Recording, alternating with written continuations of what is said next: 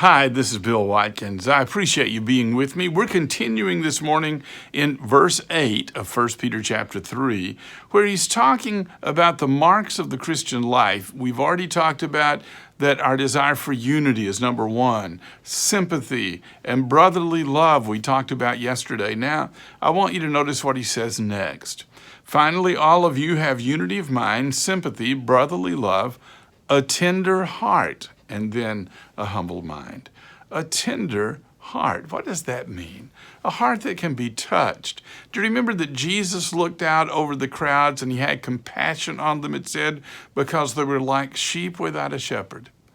Other people could look on that same group of people and see ignorant, dirty people who had no real direction in their life and therefore would never really succeed. And yet Jesus looked at that same crowd and didn't see that.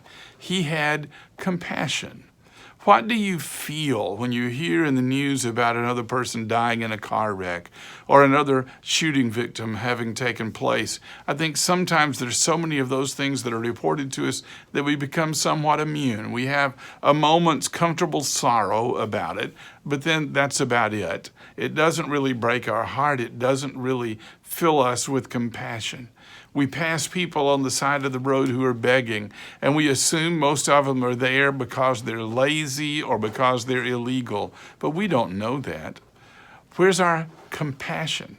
Somewhere in the course of natural human life, we have lost our ability to be embarrassed and oftentimes have lost our ability to feel compassion. And yet, that's the very heart of God, who, when we were at our worst, sent Jesus to save us, even when we were sinners, even when we were enemies.